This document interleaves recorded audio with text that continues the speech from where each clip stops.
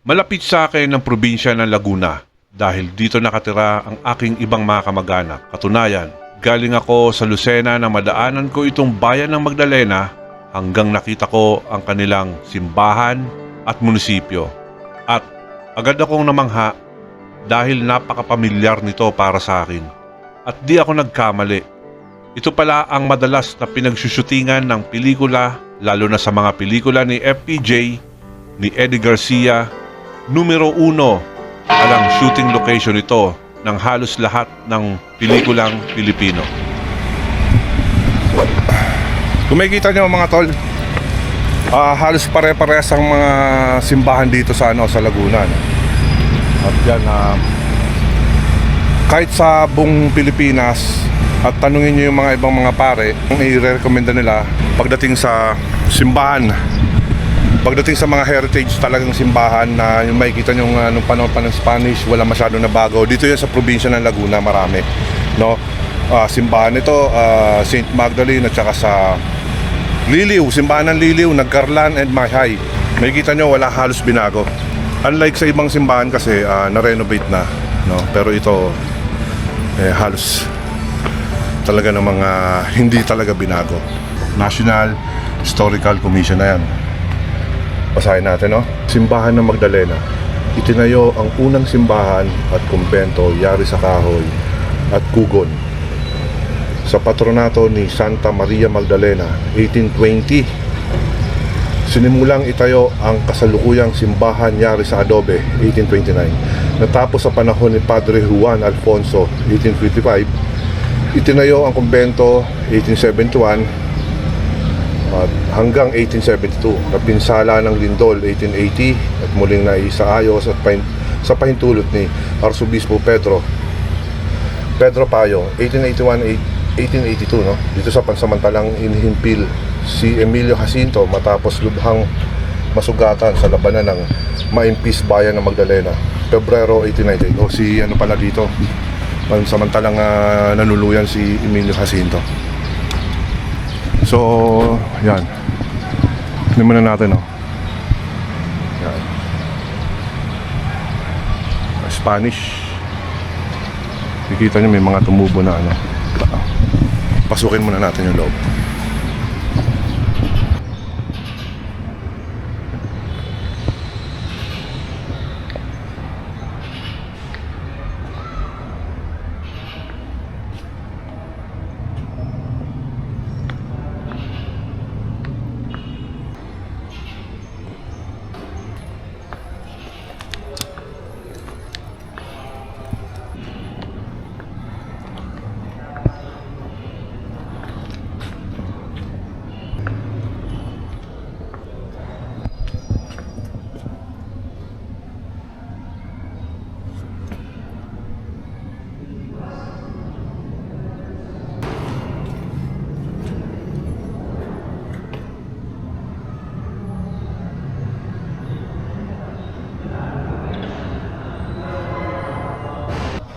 May hawak na bungo si St. Magdalene, no?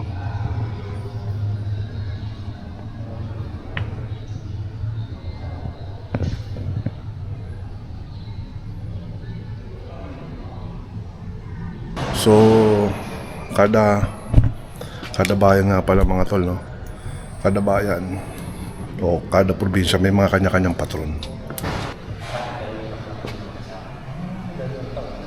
So yung pinaka main altar nila. Ganda, no? Simple lang. Yan. May mga nagtatanong bakit daw mahilig akong pumasok sa mga simbahan, gayong ghost hunter naman ako or explorer. Para sa akin kasi napakalalim ang meaning para sa akin. Noong una pa lang mahilig kasi ako sa mga lumang mga establishment o mga lumang mga structure, yung mga panahon pa ng Spanish. Na-amaze ako. Yung panahon pa ng mga Kastila, yung mga building, yung mga lumang-luma, yung mga panahon pa ng Kastila na mga itinayo na mga simbahan o mga lumang kumbento. Na-amaze ako, no? Kaya nung bata pa kasi ako talagang mahilig akong magsaliksik or Nung high school ako, during nung college days, mahilig akong manood ng mga Discovery at saka yung National Geographic, no. So, na-amaze ako. Ang sa akin, wala pang semento kasi nung araw. 'Di ba? Wala pang semento. Imagine paano naitayo yung mga ganito kalalaki at katitibay na mga building. Doon ako nagtataka. 'Di ba? Na-amaze ako sa gawa ng tao nung araw. Medyo hinihinaan ko lang ang boses, ha. Respeto rin talaga. So, yan. Nung araw, katulad yan. Walang microphone. No, panahon-panahon, walang microphone, kaya kailangan umakyat ng pari dyan, di ba? Yan. Mula dyan, papunta dito para mag-sermon. At para marinig ng mga tao dito.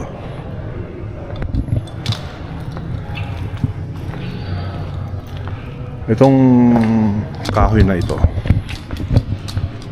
originally 1820 pa, no? Yan.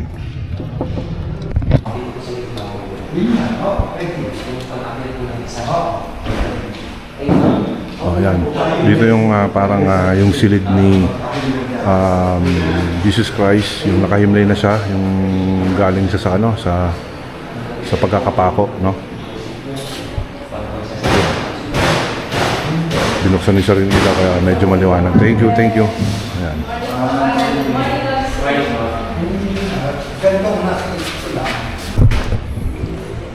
Okay, at siguro naman kilala niyo si Emilio Jacinto.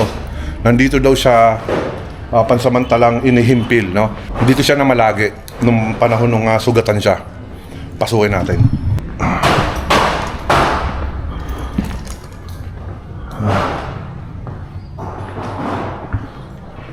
Okay. Okay. Ito yung landmark, no? Oh. Okay, no? Paglabas mo, simbahan na dito.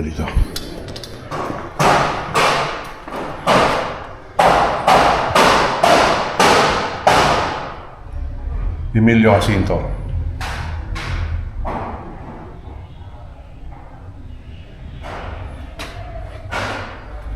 Dito nahimpil na may sugat ang katawan ni General Emilio Jacinto noong Pebrero ng 1898, no? Dahil sa labanan sa maimpis sakop ng bayang ito laban sa mga kawal ng pamahalaang Kastila. Ang mga dugong nakikita sa baldosa ay tunay na kanya. Hoy, ito daw, tol. Oh, ito. Alright. So, ibig sabihin, ito yung pinaka pumatak na dugo ni Emilio Jacinto. Yan, nakikita niyo ba? Ayan yung patak ng dugo ni Emilio Jacinto. Ayan. So, para maproteksyonan, nilagyan na lang ng salamin, no? Ayan. Ito yung pinaka-landmark, no? Grabe, no? So, ito, sarado.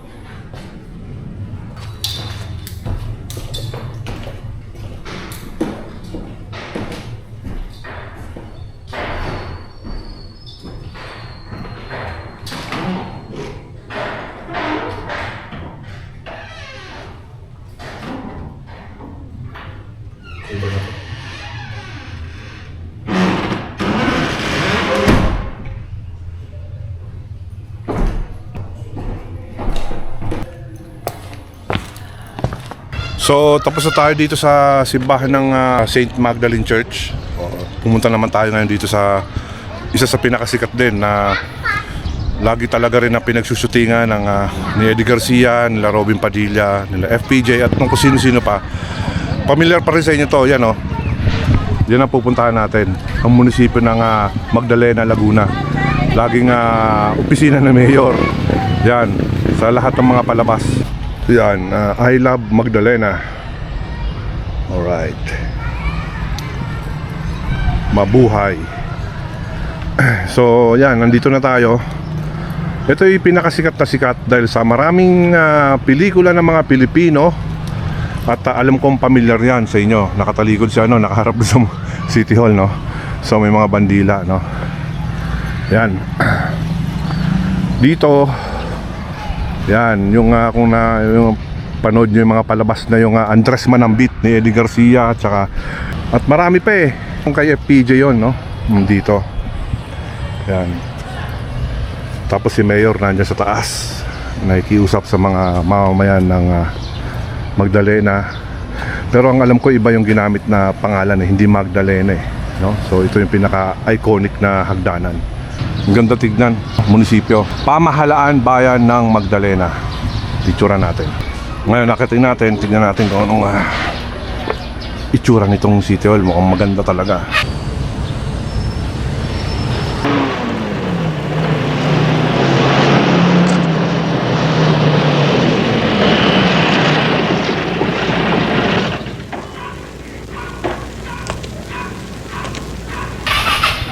Yan, dito yung opisina no ni Andres Manambit. Yan yung pinaka parang yung presinto ni Eddie Garcia, yan yung sa may 3 tao, yan. Yung ang hepe niya si Dick Israel. Siguro kailangan sumaluto ka muna sa akin.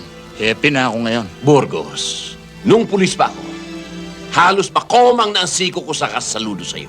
Pero ngayon hindi na ako pulis. Bakit naman kita saluduhan? Paninipsip na yon. Ano ako, ikaw? Hepe, ganda umaga. Huwag mo na akong saluduhan, Andres. Hindi na ako happy ngayon.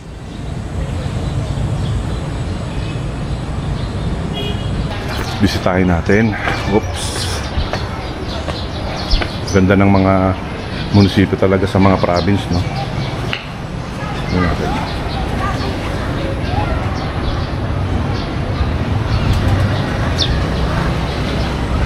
Vice Presidente. Ay, nga pala, no, nung araw. Ang tawag dati, bago maging mayor, presidente, no? Presidente ng bayan. Ano? Presidente Municipal. Spanish, no? Kastila, eh. 1916, no, mga brad, oh. Ayan.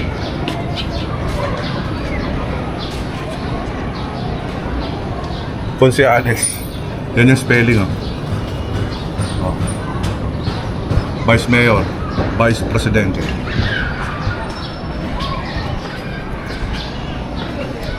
And then, Municipal Government Building, Magdalena, Laguna, 1939.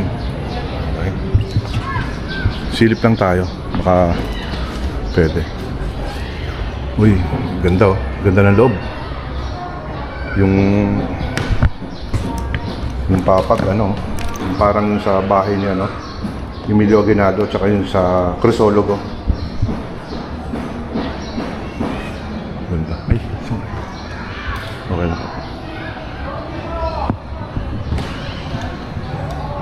Ganda nung ano. No? Siguro, ayan, no? Parang dito yung mga nagmi-meeting. Tanggapan ng punong bayan.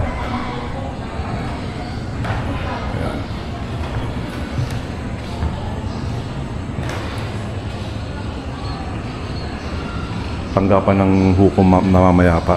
Tagalog talaga, no? Bulwagan ng Sangguniang Bayan. Alright. Ganda.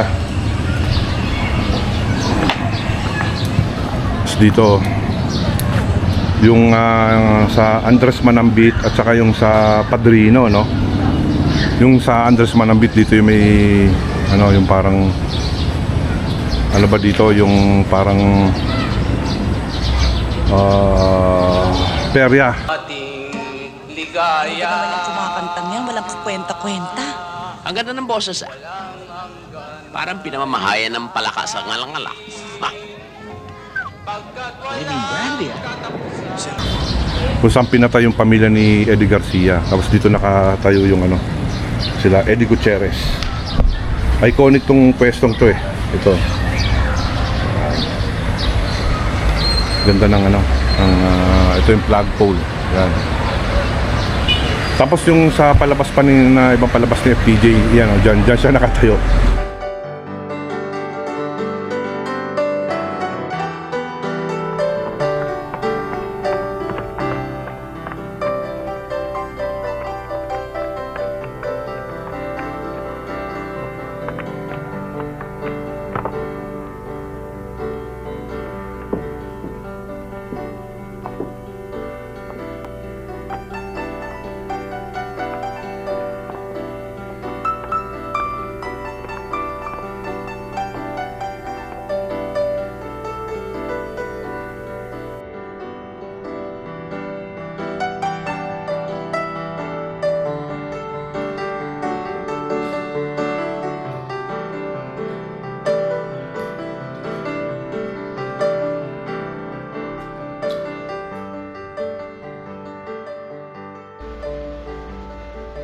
Masarap pa sana magstay pa dito sa Magdalena.